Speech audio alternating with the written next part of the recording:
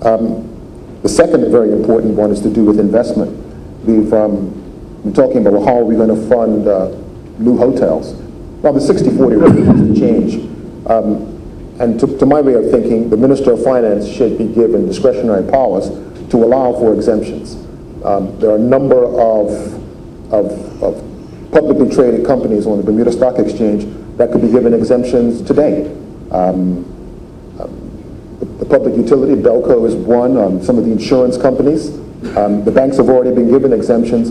But the influx, finding ways to get capital into Bermuda.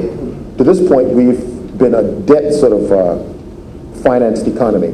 We need to get more equity in, and getting rid of that 60-40 rule, or at least giving the Minister of Finance discretionary powers to waive the 60-40 rule, I think is something that needs to be implemented as in yesterday. That's it for me. Well, I guess you've heard.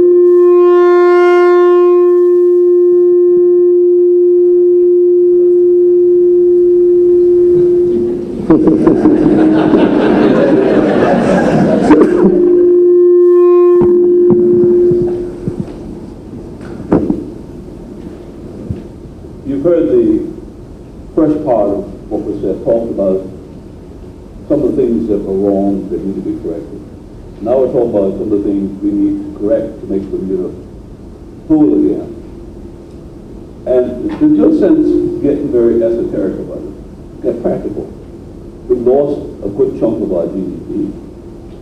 And we know that the restoring of GDP creates jobs. And our people at the moment, when I say our people, I feel sorry for the foreigner who's been working there and felt as though Bermuda was his paradise, all of a sudden forced to go home. And he goes home to miserable weather and Connecticut or But the Bermudian goes home to a miserable household that they don't want to be in because, you know, that's why they left to go to work. But they can't find work. So we've got to restore jobs in Bermuda. And jobs will start to solve some of the social problems that are emerging. And more will emerge if we don't solve that problem. And I think we just have to be practical and go to government and say, what are the things that will help to restore jobs? And since we have switched to a financial service economy, you know, what is that saying? God grant me strength to accept the things I cannot change, the courage to change the things I can't, and the wisdom to understand the difference. Well, there are things we can change, and we've got to have the courage to change those things. And we've got to make a choice about it. That's why I talked about the conversation about those things that was mentioned, the 60-40. Not only the Minister of Finance shouldn't be given the discretion because biasness sets in right away. We should define where we're going to allow a 60-40 to take place. And so the Bermuda people traveling around the world can say, yeah, you can come to Bermuda as long as you meet this criteria. You're in. We need capital. We need intellect that knows how to use that capital, and we need products. The fumbling around now with Apple phones that was closed down one shop and they're given it to somebody else because it didn't match the 60-40 arrangement. We're doing ourselves in. You know, Japan has stayed in a recession for 20-something years because it refused to invite young people that could offer them ideas how to change. When it comes to the hotel industry, who wants to come to boring Bermuda and be with a bunch of people squabbling amongst themselves, early at the airports, early at the hotels? And why?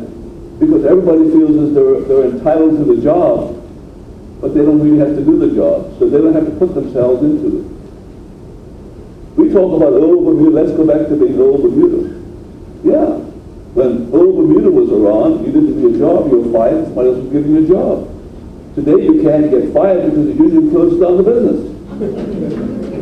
So, you know, we've got to have a conversation with the unions, with the government, with the business people, and we've got to sort of decide what is it we're going to do.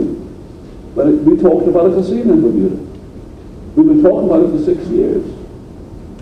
I remember vaguely when Singapore, Kenya, and Jamaica received independence. Same time. Those who were prepared, one that was prepared to change and stay current, is the most success story in the world. Take a look at Kenya today. They're already now sending 4 members of their government to The Hague to be tried. Take a look at Jamaica, whose currency now, what is it, almost 100 Jamaica dollars to $1 US. And there's Singapore, who is now a sovereign wealth country. How did they do it? They changed, and they recognized that they had to be disciplined. And that's what we have to do. We've got to bring about. Singapore said, Macau is having this success with the casino, and we can't sit here and do it, not do it if we don't want to have the tourists, or have our people running over to Macau to give them the money. So they built a casino. Switzerland's done the same thing. Switzerland changes. Who ever heard of Switzerland, the most conservative country in the world? They have 5 cantons that have casinos.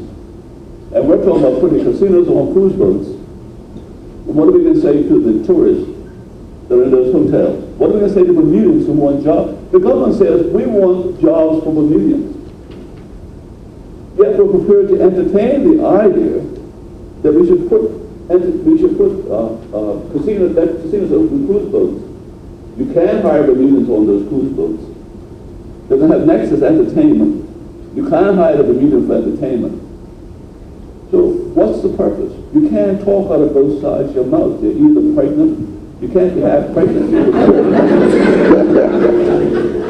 So we need to, and I'm not going to go through, Belco needs help. It needs capital. It needs capital plan. We need to be on top of it. We need technology and communication. We need to bring the foreigners in here who've got the money to help we Bermudians, the 50,400 of us. It doesn't take us very long to figure out how much money we need to sustain ourselves. And what's happening is our sustainability is going like this, and we've got to restore it.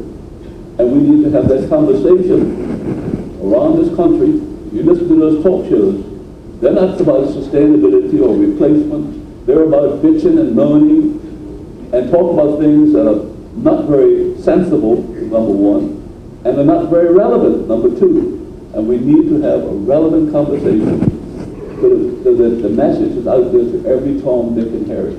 And I think if we start to do that, we'll start to open up this process.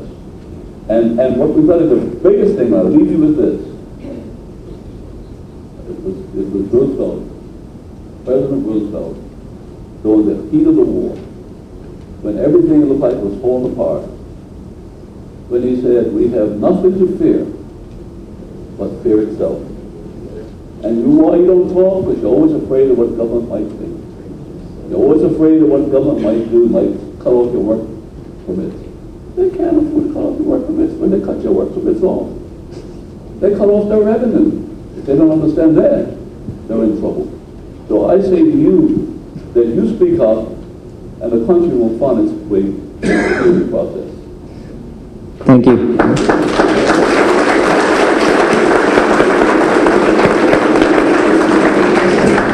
It's comforting to know my work permit is safe. I'd like to, since we ended on the casinos, I just want to go a little bit in depth on that because we actually got a lot of questions on this, and it's more in particular. So if the panel can actually weigh in if they're in favor or not when we go through this and why, that would be good. And I'll give you each a chance to respond. And some of the specific questions we've got is, who would own and operate the casinos? Who could gamble in them? What would your target sector be? And how many casinos would you suggest? And what taxes could be paid? And what services could be provided to the social issues that might evolve as a result of having a casino? I know that's a plethora of questions, but maybe we can just briefly speak to those. They're good questions. I'd go to Singapore and say, what have you done? And I'll bring the answers back to Bermuda. I wouldn't even try to invent them ourselves, but I would tell you this much. I don't believe in discrimination. Race, color, creed, or money. And therefore, why should Bermuda not be able to go there? he might have to get a license to get in there because we want to make sure that they don't abuse what they have. So there's enough technology around to prevent them from just walking in and spending their money. If they have a credit problem, then the gaming commission, who issues a license, electronically would revoke that license. So, but you cannot say to, and because I had the experience once going to London on a plane, arriving at Heathrow Airport, a Bermudian that I thought I grew up with, the person was white, I was black, and we finally get ready to go and clear customs, and the person says, oh, by the way, I've got a British passport, I'll see you later, I'm going to go through this way. And I realized then, it wasn't, they didn't intend to hurt my feelings, but they hurt my feelings because they wouldn't even stand in line with me to wait through this ungodly line to get through all these people to get in. And I was hurt. But because to me that was a form of discrimination, not intended, but it was a form of discrimination. I don't believe in discrimination. And therefore, I could not deprive a meeting who meets the criteria. But I would ask Singapore about all the other questions, because they have the answer, because they built up 2 hotels and a casino on top of it. Sent a loud message to the world. And by the way, 3.5 years was paid for.